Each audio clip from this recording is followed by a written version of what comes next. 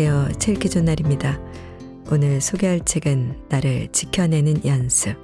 지은이는 브리에나 위스트, 옮긴이는 이상원, 발행은 비즈니스 북스입니다. 걱정, 후회, 불안, 자책감, 두려움 등 우리는 삶을 괴롭게 하는 문제가 나타났을 때 도망치고 싶고 벗어나고 싶어 드러난 문제의 현상만을 치료하려 합니다. 눈물을 참거나 문제 자체를 덮어버리고 이를 극복했다고 여기는 시기입니다. 어떤 이는 일부러 바쁘게 지내며 문제를 잊어버리려 하거나 자신을 망치는 관계에 몰두합니다. 하지만 이런 식으로는 내 삶의 진짜 문제를 극복할 수 없습니다. 중요한 것은 문제 자체를 극복하려는 시도가 아니라 자기 파괴 행동이 내 삶에 나타난 이유를 이해하고 진짜 나를 마주하는 것입니다.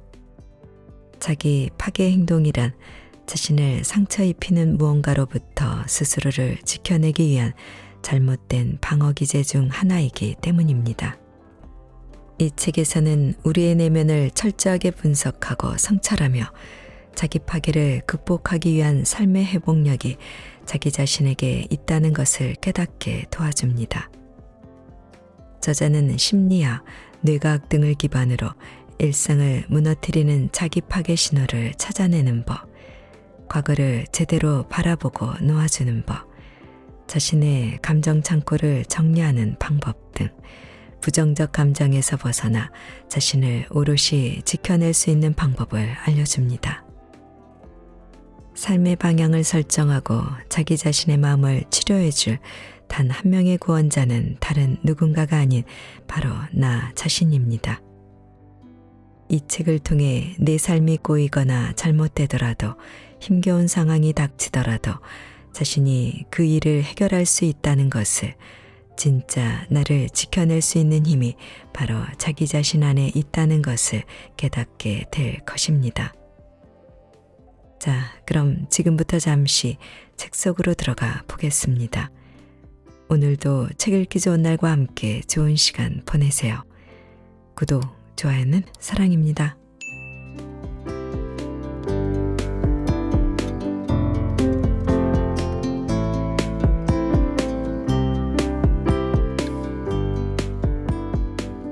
인생의 산 앞에서 머뭇거리고 있는 당신에게. 자연이 변하는 모습이 그렇듯 우리의 삶도 사실은 우리에게 좋은 방향으로 움직인다. 때때로 그런 변화가 고통스럽고 불편하게만 느껴지더라도 그렇다. 숲에 화재가 발생하면 나무가 다 타버리더라도 불의 열기로 씨앗이 발아한다. 그리하여 숲은 다시 새로운 나무들로 채워진다.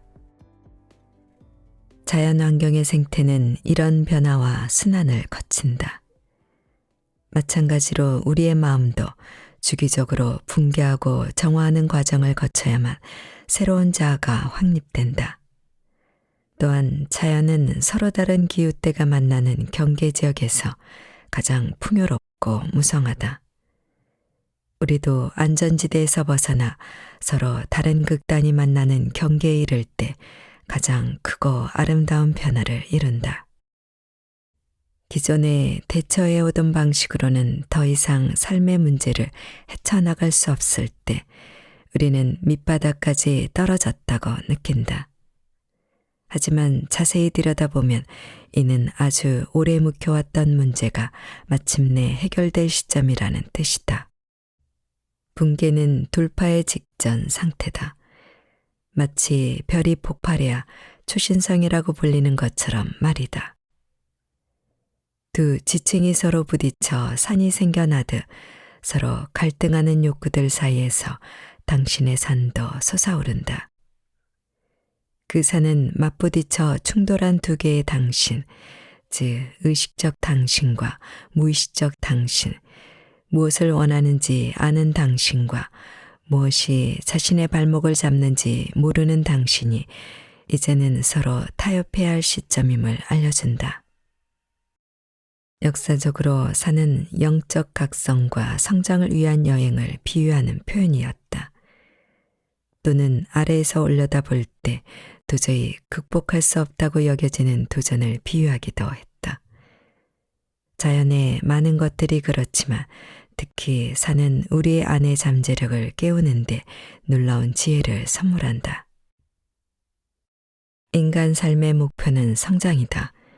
어떤 생명이든 생명을 이루는 어떤 요소든 성장을 목표로 한다는 사실은 확실하다. 종은 재생산을 하고 DNA는 일부 사슬을 끊어내고 새로운 사슬을 만드는 식으로 진화한다. 그렇게 우주의 가장자리는 계속해서 확장된다. 삶의 깊이와 아름다움을 느끼는 우리의 능력도 끝없이 확장될 수 있다.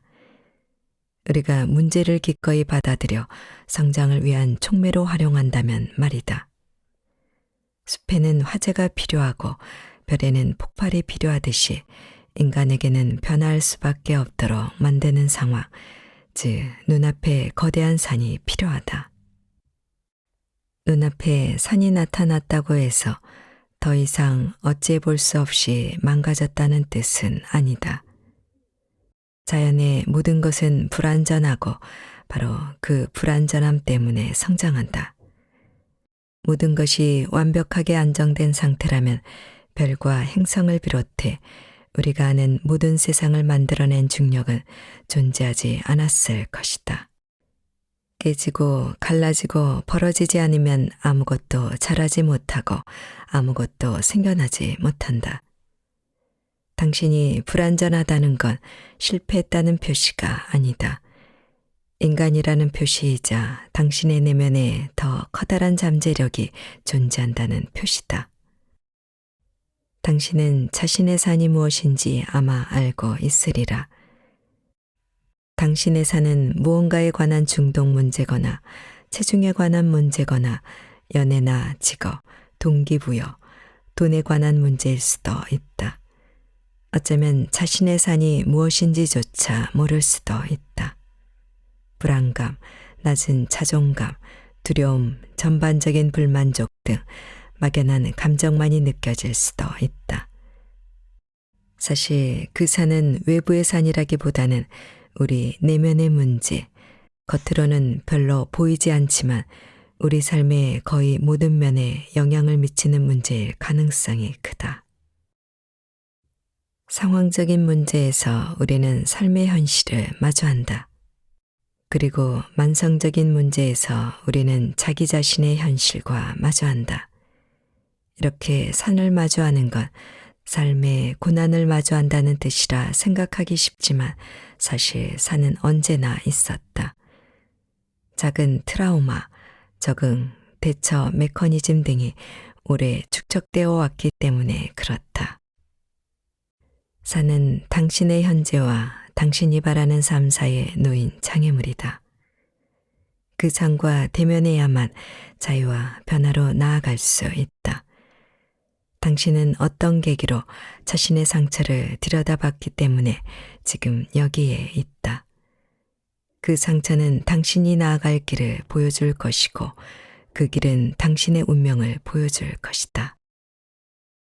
이 전환점, 다시 말해 산의 입구, 불의 열기, 잠들지 못하는 밤과 마주한 당신은 사실 붕괴 직전 상태다. 하지만 기꺼이 대체할 의지가 있다면 이는 평생 기다려온 돌파구가 될 것이다. 당신의 낡은 자아는 당신이 원하는 삶을 더는 지탱할 수 없다. 다시 만들고 다시 태어나야 할 때다.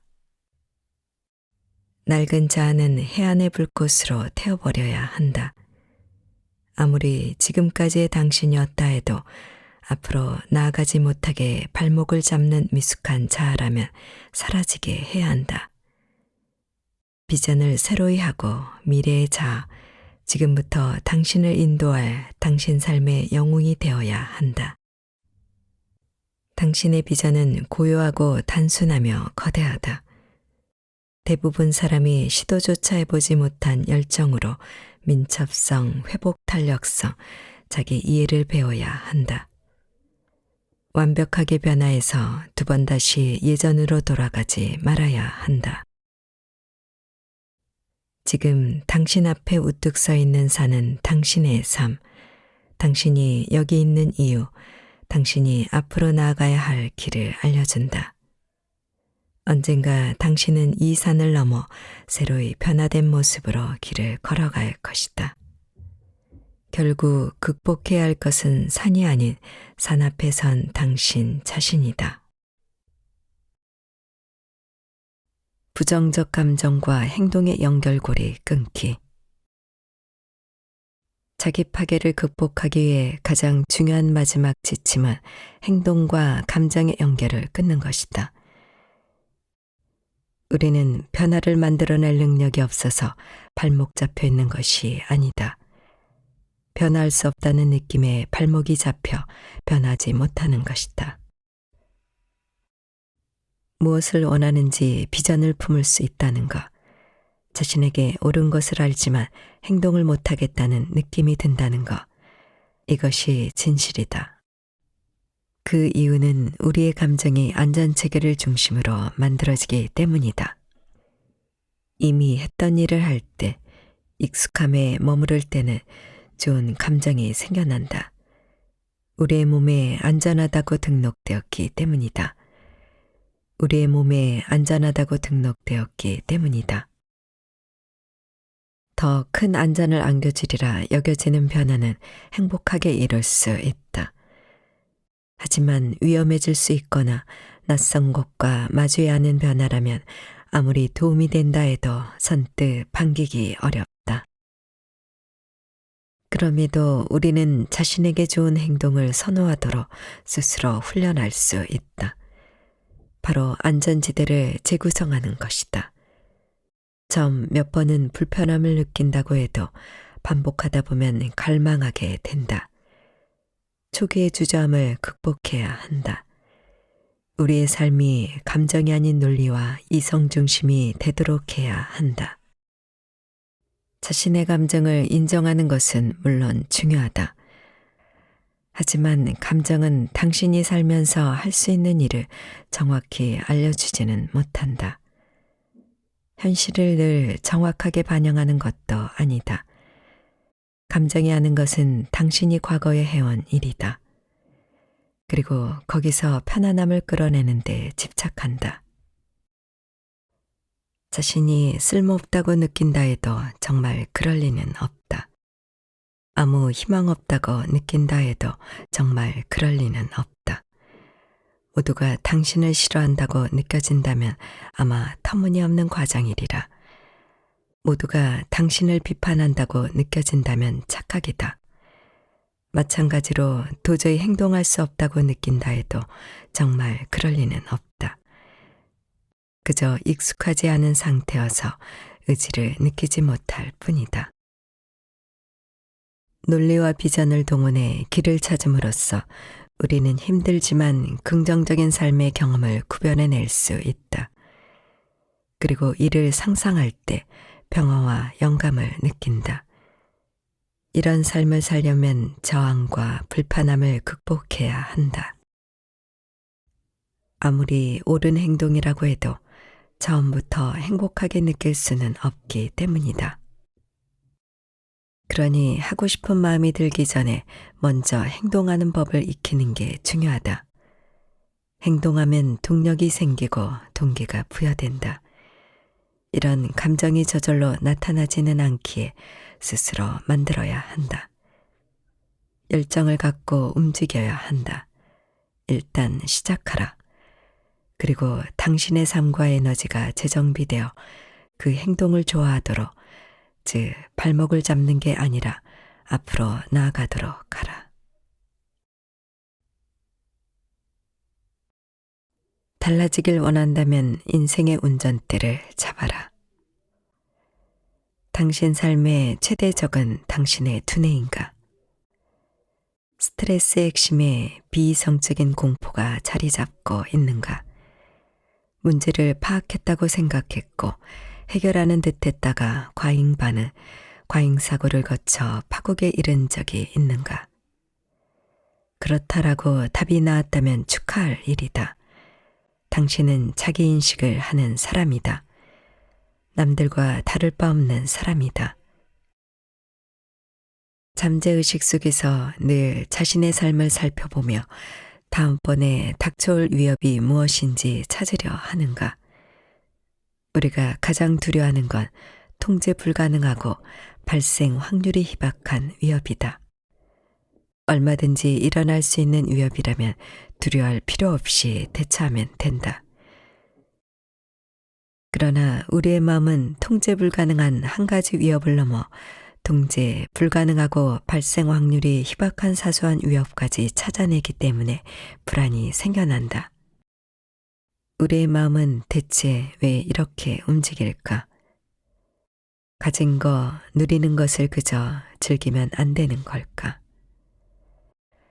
어느 정도까지는 그럴 수 있다. 하지만 우리의 마음은 고난을 먹고 자란다. 그렇게 본능적으로 계속 문제를 만들어 낸다. 눈앞에 보이는 실제 문제가 아니라도 상관없다. 인간의 마음은 고난을 통해 점점 더 성장하는 특성이 있다. 바위가 압력을 받으면서 다이아몬드가 되고 면역 체계가 세균에 반복 노출되면서 강해지듯 마음도 자극이 필요하다. 삶에서 어떤 도전도 넘어서길 거부한다면 내가 나서서 극복해야 할 문제를 만들어낸다. 다만 이런 경우 최종적으로 주어지는 보상이 없다. 그저 남은 생 내내 발버둥질하며 싸울 뿐이다. 행복에 집착하며 불안을 일으키는 모든 것을 차단하는 문화 속에 살고 있다면 삶은 기본적으로 좋은 것이며 우리 앞에 펼쳐진 도전은 운명의 실수라고 생각한다면 우리의 정신은 쉽게 나약해진다. 어떤 고난이든 예방하려 한다면 불안과 팬이 혼돈에 더욱 취약해질 수밖에 없다. 마음속에서 계속 문제를 만들어내는 사람들은 자신의 삶을 창의적으로 만들어갈 수 있다는 의지를 잃어버렸을 가능성이 크다. 삶이 자기 행동의 결과물이라기보다는 우연히 주어지는 것이라고 생각하며 운전석에서 조수석으로 옮겨간 것이다. 삶의 통제권을 잃는 것은 누구라도 두려워할 일이다. 고난이야말로 우리를 창의적으로 만들어준다는 점은 아무도 말해주지 않는다. 고난은 숨어있던 당신의 일부를 활성화한다. 주변의 것들을 흥미롭게 만든다. 인간 내러티브의 일부는 극복할 무언가를 바라는 것이다. 다만 균형을 맞춰야 한다. 안전지대에서 나와 고통을 감수한다는 선택은 가치 있는 목표를 향해야 한다. 기아 정체와 같은 세상의 진짜 문제들에 집중하라. 하지만 스스로 통제할 수 있는 일들에도 계속 관여해야 한다. 생각해보면 사실 이것이 우리가 하는 일의 대부분이다. 고난으로 더욱 강해지려면 긴장, 저항, 난관, 고통이 필요하다. 감정을 두려워하며 조수석에 앉지 말라. 삶과 깊이 연결되어 그 일부가 되어야 한다. 당신이 지금 있는 곳은 영원히 머물 수 없는 장소다. 사실은 당신도 영원히 머물기를 원하지 않을 것이다. 용기를 내 부딪혀라. 살기 시작하라. 당신은 그렇게 살기 위해 만들어진 존재다. 내 존재가 인생의 목적이다. 가슴이 시키는 대로 하라는 둥, 직장을 그만두고 좋아하는 일을 하라는 둥 떠들어대는 세상에 살면서 대체 어디서부터 시작해야 할지 모른다면 참으로 막막할 것이다. 삶에서 무엇을 해야 할지, 당신 삶의 의미가 무엇인지 모른다면 당신이 누구인지 모른다는 뜻이다. 삶의 목적을 발견하는 것이 수도원에서 살 운명이라든가 평생 한 가지 직업이나 목표에 매달릴 운명이라는 걸 깨닫는다는 의미는 아니다. 당신의 목적은 한 직업도, 한 연인도, 한 업무 분야도 아니다. 당신의 목적은 여기에 존재하는 것이다. 지금껏 알지 못했다 해도 당신이라는 존재는 세상을 바꿔왔다. 당신이 없었다면 지금과 똑같은 것은 하나도 없었을 것이다. 이 사실을 이해하는 게 무척 중요하다. 당신이 살아가는 모든 목적이 어떤 일이나 가정에서의 역할이 있다고 믿었다가는 퇴직 이유나 자녀가 성장한 이유, 즉 자신이 존재할 유일한 이유가 사라진 이유에는 걷잡을 수 없이 무너진다. 오늘 당신의 목적은 최악의 나락에 떨어진 누군가에게 미소를 지어주는 것일 수 있다. 이번 10년 동안 당신의 목적은 맡은 일을 해내는 것일 수 있다. 자신이 주변과 세상에 영향을 미친다는 사실을 깨닫는다면 살면서 가장 중요한 일은 자신을 만드는 것이라는 깨달음으로 나아갈 수 있다. 의식적으로 가장 행복하고 친절하고 너그러운 모습이 되어가는 것이다. 자신의 목적을 안다고 해서 삶이 더 쉬워진다거나 뭘 해야 할지 알게 되는 것은 아니다. 정말로 자신만의 길을 가게 될 때는 미래가 불확실하다. 남의 청사진을 따라갈 때나 미래가 확실한 법이다. 또는 삶의 목적이라고 할 때 평생 직장이나 일을 떠올리는 사람이 많다. 물론 경력은 중요하다. 하루의 대부분 시간을 쓸 일이자 장소이기 때문이다. 긴 시간을 보내고 힘겨운 순간을 버텨야 하므로 어떤 일로 세상을 기여해야 할지 신중히 선택해야 한다. 당신의 인생 목표는 당신의 재능, 관심 그리고 시장의 교집합을 이루는 곳에 있다. 당신은 당신 미래의 청사진이다. 지금의 모든 모습, 경험해온 모든 것, 잘하는 모든 일, 당신이 처한 모든 상황, 당신이 열정을 보이는 모든 것이 우연이 아니다. 당신의 정체성이 반영된 결과이자 여기서 당신이 하도록 되어 있는 일을 알려주는 신호다.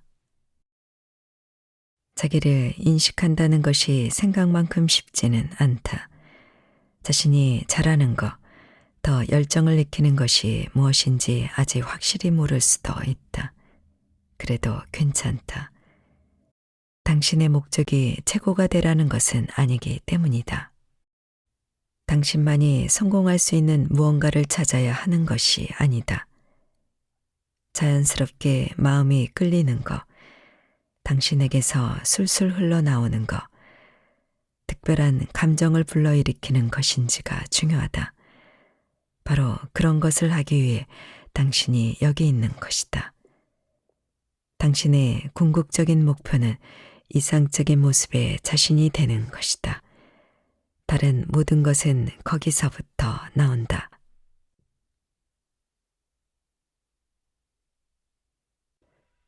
주도적으로 인생을 즐기려면 삶의 목적은 인생을 즐기는 것이라고 생각하는 이들이 많다. 하지만 실제로는 생존하기 위해 치열하게 살면서 인생을 경험하기에도 바쁘다. 원인은 비현실적인 기대부터 지나친 노력에 이르기까지 다양하다. 결국은 당신이 무엇을 자신에게 허용하는가의 문제다. 생존을 위해 발버둥질할 때 가장 모욕적이고 힘든 말이 그냥 좀 쉬어 또는 자신을 즐겨봐 이다. 생존 모드일 때 제일 생각하기 어려운 일이 편안하게 앉아 한가롭게 시간을 보내는 것이다. 인생을 즐기는 방법에서 배워야 할 중요한 사항이 이것이다. 트라우마와 고통에 빠진 상태일 때는 행복해지려고 시도할 수 없다. 일단 중립 상태로 물러서야만 한다. 투쟁하면서 동시에 즐기려고 하다가는 감정의 극단화가 한층 심해진다. 나쁜 느낌을 놓아둔 채 다른 느낌을 시도하기 때문이다.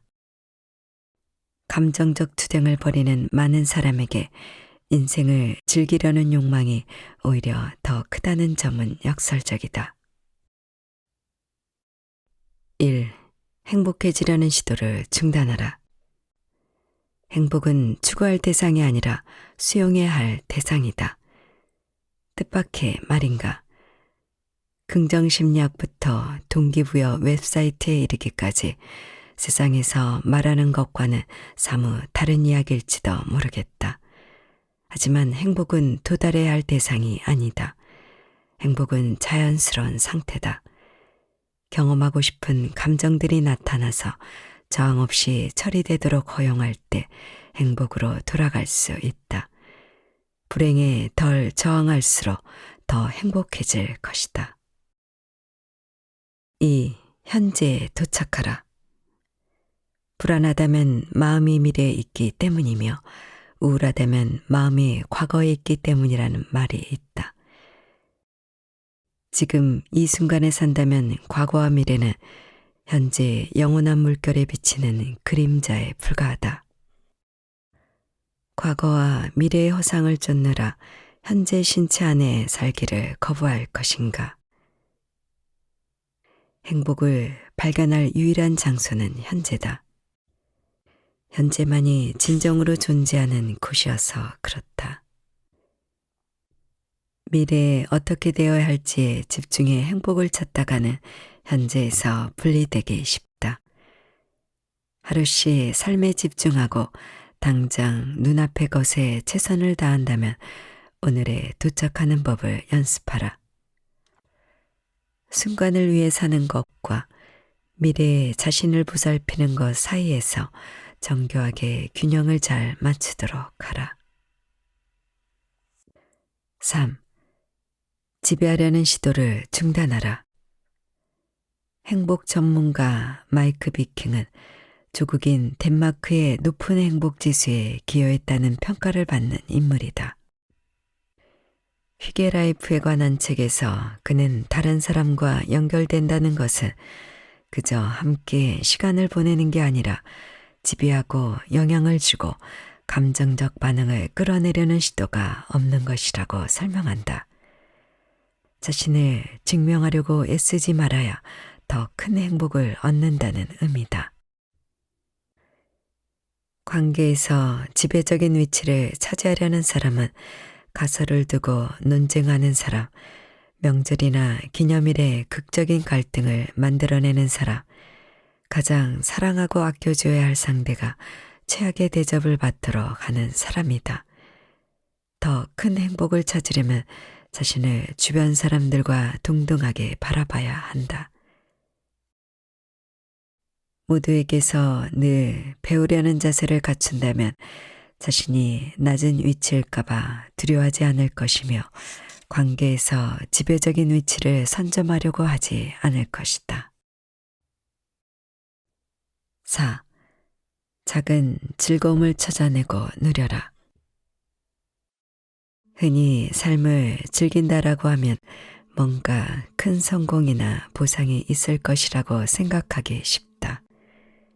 휴가를 떠나거나 거에게 보너스를 받았을 때만 행복하다고 말이다. 하지만 이런 건 행복과 정반대에 있는 조건일 뿐이다. 진정한 행복은 삶의 작은 즐거움을 잡아내는 것이다. 여름날 아침의 일주, 커피 한 잔, 흥미진진한 책 한 권 등 중대한 일이 일어날 때뿐만 아니라 매일 찾을 수 있는 작은 만족감에도 감사와 행복이 존재한다. 많은 사람이 행복을 과대평가한다. 삶이 완벽해져야 진짜 즐거움이 가능하다고 여긴다. 하지만 그렇지 않다. 진짜 즐거움은 당신이 있는 곳, 당신의 현재 상태에서 행복을 찾는 것이다. 5. 긍정적인 관계를 발전시켜라. 내향적이든 외향적이든 상관없이 인간관계의 질은 인생 경험의 질을 결정한다. 이를 뒷받침하는 연구는 무수히 많다. 그에 따르면 우리는 함께 시간을 보내는 이들과 비슷해지고 행복은 인간관계의 양이 아니라 질과 관련되며 외로움은 흡연만큼이나 건강을 위협한다고 한다. 하지만 많은 사람이 이 연구 결과를 모두를 친구로 사귀어야 한다고, 마음이 맞지 않는다고 해도 혈연관계는 가까이 지내야 한다고 해석한다. 완전히 엇나간 해석이다. 행복은 원치 않는 인간관계를 강제로 유지한다고 오지 않는다. 진심으로 좋아하는 사람, 당신의 삶에 가치를 더해주는 사람과 관계를 형성하고 유지해야 행복이 찾아온다. 가까이 지내는 사람과 만날 때는 잠시 멈춰 상대와 건강한 관계가 유지되고 있는지 확인하라. 6. 기회가 될 때마다 새로운 것을 배워라. 알아야 할 걸 이미 다 안다는 식으로 삶에 접근한다면 새롭고 더 멋진 경험의 문을 닫아버리는 것이다. 새로운 무언가를 시도하면서 어차피 결과는 뻔하다고 생각한다면, 가본 적 없는 곳이 어떤 모습일지 훤하다고 여긴다면 새로운 발견의 공간을 마련해야 할 때다. 삶을 늘 배워야 하는 대상으로 생각하라. 고통은 무엇이 좋게 느껴지지 않는지, 어떤 일을 계속해서는 안 되는지 가르쳐준다. 반대로 즐거움은 무엇이 제대로 되고 있는지 가르쳐준다. 모든 것이 당신의 스승이다. 삶의 경험에서 배우고 변화할수록 당신은 더 나은 모습이 될 것이다. 7. 어려운 시기를 변화의 기회로 여겨라. 행복한 사람이라고 해서 늘 즐겁지는 않다. 아주 중요한 사실이다. 정말로 행복한 사람은 경험하는 모든 것에 황홀해하기보다는 평온함을 유지한다. 행복한 사람은 가르침을 수용하고 변화하기 때문이다. 행복한 사람은 자기 방식에 갇히지 않는다. 인생은 성장하는 것이며 성장이 정체되면 불편함이 커진다는 것을 이해하기 때문이다. 삶은 본래 끊임없이 움직이고 진화한다. 여기에 보조를 맞추지 않으면 머무르는 곳이 점점 더 불편해지면서 변화를 강요받을 것이다. 모든 고통을 피할 수는 없지만 내적 성장에 집중함으로써 많은 괴로움을 피해갈 수 있다. 8. 에너지를 어디에 쏟고 있는지 살펴라. 지금 하는 일이 마음에 들지 않거나 딱 질색인 인간관계를 유지하면서 자신의 인생이 엉망이라고 느끼는 이들이 많다. 하지만 이들은 에너지를 쏟아 삶의 질을 높일 수 있는 것들이 세상에 얼마나 많은지 미처 깨닫지 못한다. 지루한 업무나 인간관계는 문제가 아니라 증상이다. 증상의 뿌리에는 멋대로 방치된 마음이 있다. 특정 생각에 에너지를 부여하면 그 생각이 생명력을 얻는다. 승리하는 늑대는 당신이 먹이를 준 늑대라는 말도 있지 않은가? 삶의 질도 마찬가지다. 자신에게 어떤 생각을 허용할 것인지 주의를 기울여야 한다. 허용된 생각은 곧 당신의 느낌이 되고 믿음이 되고 행동 방식이 되어 삶의 모습을 결정한다. 9.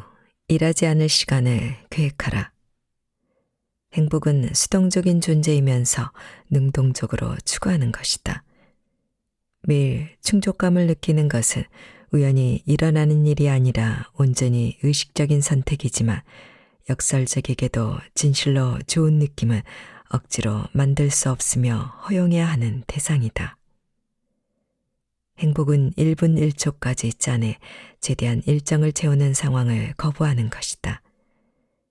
매일의 평범한 순간을 누릴 시간을 확보하는 것이다. 느긋하게 책을 읽고 사랑하는 사람과 저녁 식탁에서 이야기를 나누고 매일 사소한 일을 즐기는 것이다. 이런 시간은 저절로 확보되지 않는다. 계획을 세워야 한다. 10. 놀 시간을 마련하라. 아이일 때 우리는 상상하거나 놀기만 했다. 삶은 도화지였고 우리는 무엇이든 상상할 수 있었으며 그렇게 놀면서 하루를 보낼 수 있다는 걸 알았다. 어른도 사실 똑같은데 몇십 년의 세월이 흐르면서 세상이 당신에게서 마법을 빼앗아갔다. 진정으로 삶을 즐기고 싶다면 어릴 때 좋아하던 일을 할 시간을 마련해야 한다. 그림 그리기, 모래 장난하기, 재미난 놀이 등 너무 유치하다고 여겨질수록 좋은 일이다. 당신의 내면 아이와 타협할 준비가 되었다는 뜻이기 때문이다. 삶을 즐긴다는 건 가장 단순하고 가장 변화무쌍한 방식으로 산다는 것이다. 있는 그대로의 당신 모습을 드러내는 것도 그 방법이다.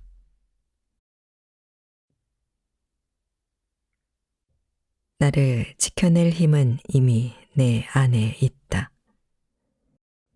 인생의 마지막에 다다랐을 때 당신은 당신의 산이 무엇이었는지 비로소 보게 될 것이다. 산은 다름 아닌 선물이었을 것이다. 그때 지나온 삶을 돌이켜보며 고난을 기억하진 않을 것이다. 고난은 그저 전환점, 성장의 기회, 모든 것이 변하기 직전의 각성으로 보일 것이다. 자신의 주인이 되려면 우선 자신의 삶에 대해 적극적이고 온전하게 책임을 져야 한다. 당신의 통제 범위 밖에 있는 것까지 포함해서 말이다. 진정한 주인은 앞으로 무슨 일이 일어날지는 몰라도 어떻게 대응해야 할지는 알고 있다. 그리고 이것이 결과를 좌우한다. 모두가 그곳에 도달하지는 못한다. 대부분 사람은 자신이 삶의 파도를 일으키고 있다는 것도, 그 파도 타는 법을 배우는 건 자신의 책임이라는 것도 알지 못한다. 자신의 생각과 느낌이 만들어낸 안개 속에서 길을 잃어버린 채 자신에게 헤쳐나갈 능력이 있다는 것도 모르는 채 세월을 보낸다. 내 삶의 주인이 된다는 것은 눈앞의 산을 넘기 위한 바로 그 자질이 자기 안에 있음을 깨닫는 것이다. 산을 넘는 것은 우리 삶의 궁극적 소명이다. 우리는 그럴 능력이 있을 뿐 아니라 그렇게 운명이 정해져 있다. 내 삶의 주인이 된다는 것은 지금껏 견뎌온 불편한 세월이 그저 통과해야만 하는 연옥이 아니었음을 마침내 이해하는 것이다. 가장 깊숙한 내면의 자아는 당신이 더 많은 것을 할 수 있고 더 좋은 것을 받을 자격이 있으며 꿈꿨던 바로 그 모습으로 변신할 운명임을 알려준다. 당신은 권리를 주장하고 창조해야 한다.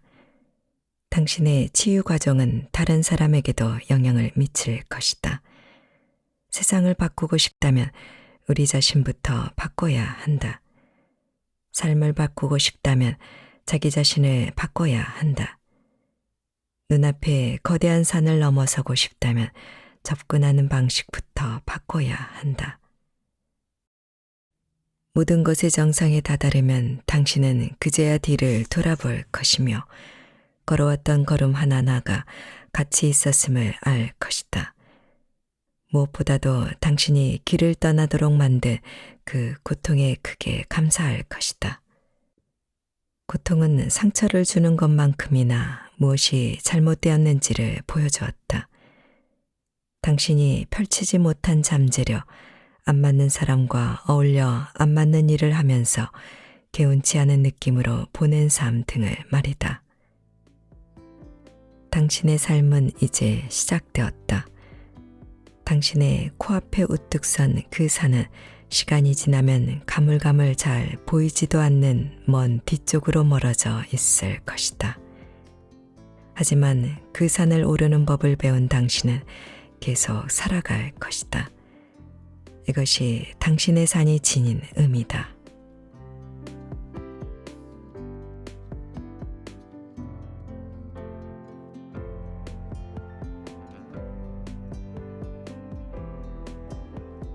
책 읽기 좋은 날 오늘은 나를 지켜내는 연습을 보내드렸습니다.